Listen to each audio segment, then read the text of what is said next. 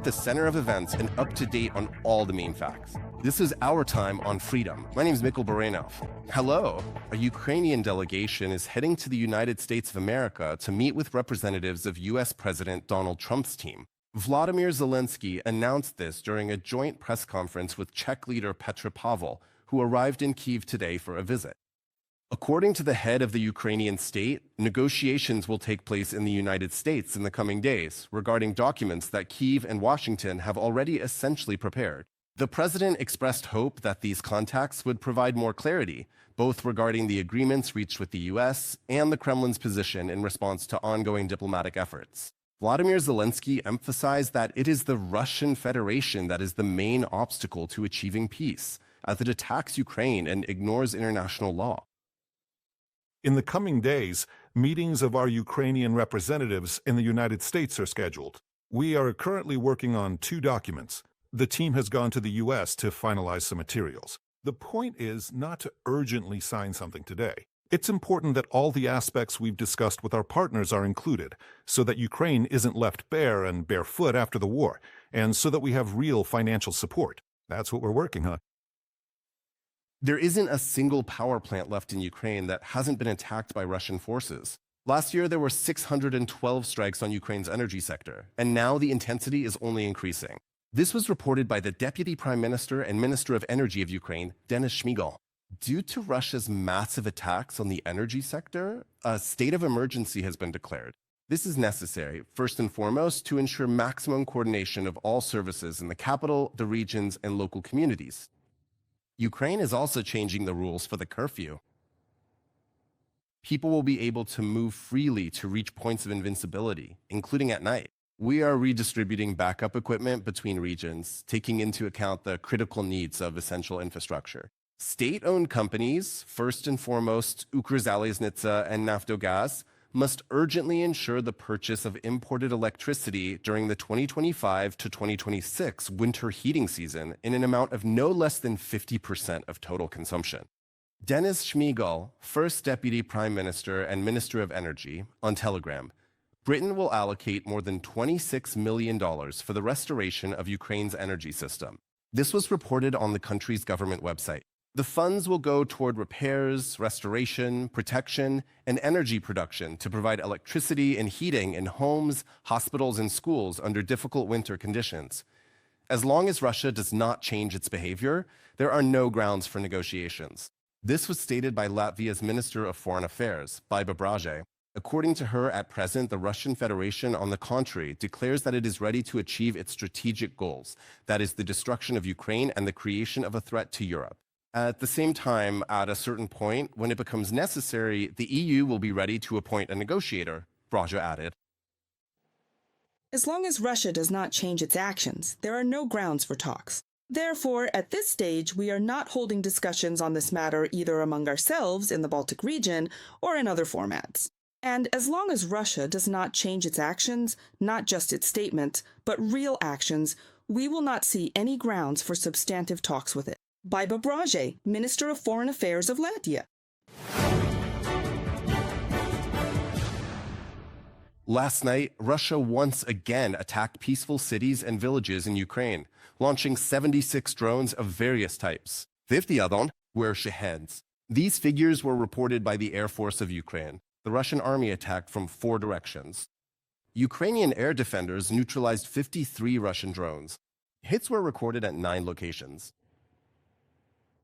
The Russian army killed 2 people in Nikopol, Dnepropetrovsk region. According to local authorities, 2 women died as a result of the shelling of the city. In total, since this morning, 6 people have been injured in Nikopol due to Russian attacks, including a 65-year-old woman who is in extremely serious condition. Another resident, a 44-year-old man, was injured at night, the administration added. 1 person was killed and 11 more were wounded as a result of an attack by the Russian army on Sumy and the region. This was reported by the Regional Military Administration. The occupiers also struck a Ukrypashta vehicle with a drone. This is already the 5th postal operator's vehicle to be damaged by Russian attacks in the region in recent months. Fortunately, there were no casualties. Over the course of the day, the occupiers used artillery, mortars, and various types of drones against the Sumy region. They also dropped aerial bombs. Civilian infrastructure was damaged and destroyed. Last night, the Russian Federation Army also shelled the Kherson region. A person was killed. This was reported by the head of the military administration, Alexander Prokudin. Russian troops struck residential neighborhoods. 10 private houses were damaged. The Russian army dropped an aerial bomb on a checkpoint near Kupiansk. This is in the Kharkiv region. As a result of the strike, 2 police officers who were on duty on the road at the time of the attack were injured, as well as 2 soldiers who were passing by. This was reported by the National Police of Ukraine. The wounded were hospitalized. For the Russian army, the past 24 hours have been the most difficult in terms of losses over the past week. Ukrainian defense forces eliminated 1,370 occupiers. In total, since the start of the full-scale invasion, Russia has lost 1,224,000 soldiers in Ukraine. These are the figures from the General Staff of the Armed Forces of Ukraine. In the past day, 6 Russian tanks, 4 armored vehicles, nearly 50 artillery systems, 3 multiple rocket launchers, and more than 500 drones were also destroyed. More than 180 units of automotive and special equipment of the Russian army will no longer return to the battlefield. There were 180 combat engagements on the front line over the past 24 hours. This was reported by the General Staff of the Armed Forces of Ukraine. According to their data, in the Pokrovsk direction, Ukraine's defense forces stopped 46 attacks by Russian occupiers. The situation also remains difficult in the Hulyaya-Poloi sector of the front. There, Ukrainian defenders repelled 30 assaults by the invaders. Russian troops tried to break through Ukrainian defenses on the Konstantinivka bridgehead 21 more times. In total, the Russians are attacking along 12 directions of the front, often unsuccessfully and suffering huge losses. It is extremely important for the enemy to create the conditions and prerequisites so that as part of their assault on the urban agglomeration in Donetsk region, which includes Slovyansk, Kramatorsk, Druzhkivka, and Konstantinovka, they can significantly increase the pressure on our defenders there. But for now, the enemy does not have that opportunity. However, they are trying to radically change the situation, which in principle makes sense. After all, back in February 2022, the enemy launched the so-called Special Military Operation precisely under the banner of the need to fully occupy the entire territory of Donetsk region. It's been almost 4 years now, but the Russian army still hasn't achieved this goal. Atash partisans conducted reconnaissance of the Russian army's headquarters. This facility is a key center that directly commands the offensive in the Pokrovsk direction. Specifically, the 21st and 30th Separate Guards Motorized Rifle Brigades and the 385th Guards Artillery Brigade. These units are notorious for their so-called meat assaults and their disregard for the lives not only of local residents of Pokrovsk, but also of their own personnel. During the reconnaissance, Ukrainian partisans studied the headquarters territory and nearby facilities, identified the license plates of the leadership's vehicles, and also gathered intelligence on the security system and patrol schedules. The Ukrainian Navy showed the aftermath of the strike on the factory in Taganrog, where drones are produced. Ukrainian-made missiles attacked the facility on January 13th. The operation was carried out by the Navy, together with the Security Service of Ukraine. As a result, the destruction of several workshops at the Atlant Aero plant was confirmed. This plant, among other things, produced Molnia strike reconnaissance drones, as well as components for Orion drones for the Russian army.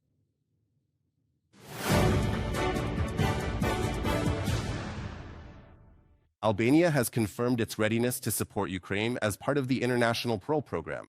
This was announced by Albania's foreign minister, Olta Jachka, during a meeting with Ukraine's foreign minister, Andriy Sybiga, in Kiev. Previously, 24 countries had already joined the initiative to purchase American weapons.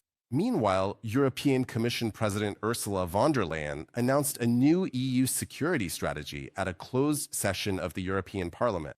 Kristina Dombrovska will now tell us more about how Europe is strengthening its defense capabilities. Kyiv is stepping up its contacts with Western partners regarding military support and the country's reconstruction, said Foreign Minister Andriy Sybiga during a meeting with Albania's Foreign Minister Olta Jachka in Kyiv. He emphasized that Pearl remains one of the main tools for strengthening Ukraine's defense capabilities. Sybiga welcomed Albania's participation in the program for purchasing American weapons. Ukraine and Albania are united by shared European values and a vision for the future as part of a united Europe. On the path to joining the EU, we are complementary partners. We agreed to continue coordinating our actions and sharing experiences. Albania is one of the most successful outposts in countering Russian information threats in the Western Balkans region. We agreed to continue our political dialogue and cooperation in the areas of security, humanitarian issues, and the economy. Tirana has officially confirmed its readiness to actively participate in international programs supporting Ukraine, noted Albanian Foreign Minister Olta Gjachka. According to her, in 2026, Albania will join the Pearl program, under which the country will finance the purchase of American weapons for Ukraine's defense forces. Albania has already provided Ukraine with significant humanitarian, military, and political support, and intends to continue doing so. This is the second recording, which is spoken in English.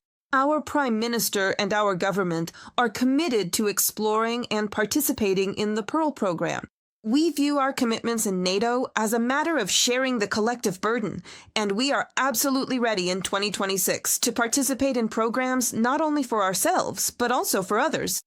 Albania is a member of NATO and believes that our responsibilities in the alliance are about sharing the burden. The Pearl program was introduced in July 2025 by U.S. President Donald Trump and NATO Secretary General Mark Rutte. Its key objective is for alliance members to purchase American weapons for Ukraine. As President Volodymyr Zelenskyy previously noted, the total amount of contributions has already reached almost $4.5 billion, with nearly $1.5 billion coming just in December. A total of 25 countries have already joined the initiative.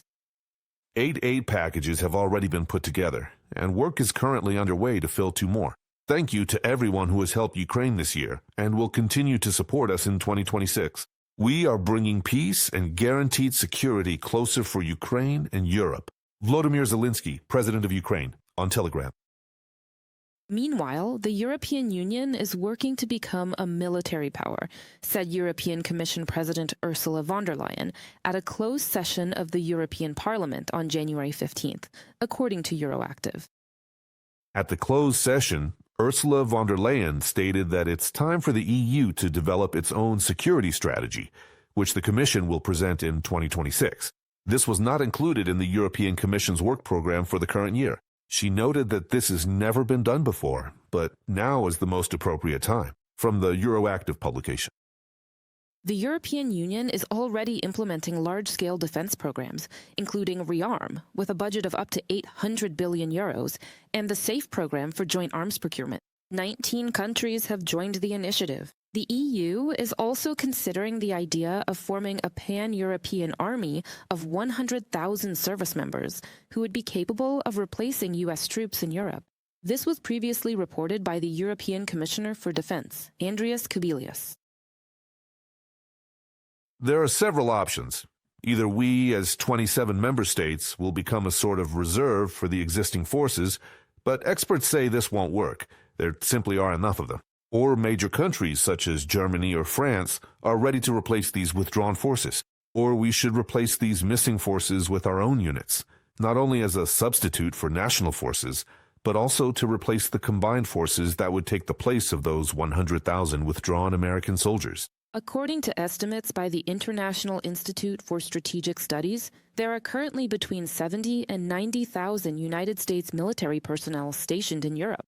The largest contingent, more than 38,000 people, is stationed in Germany. More than 14,000 Americans are based in Poland, 12,000 in Italy, and about 10,000 in the United Kingdom. Kristina Dombrovska for Freedom TV Channel. The Energy Ramstein will be held online, and the date has not yet been set. This is one of the main topics of the day. And I'll also add that representing Ukraine at the event will be Prime Minister Yulia Svyrydenko and Energy Minister Denis Shmyhal. This was stated by the spokesperson of the Ministry of Foreign Affairs, Georgi Tiki, in a comment to journalists, emphasizing that the date of the meeting has not yet been set.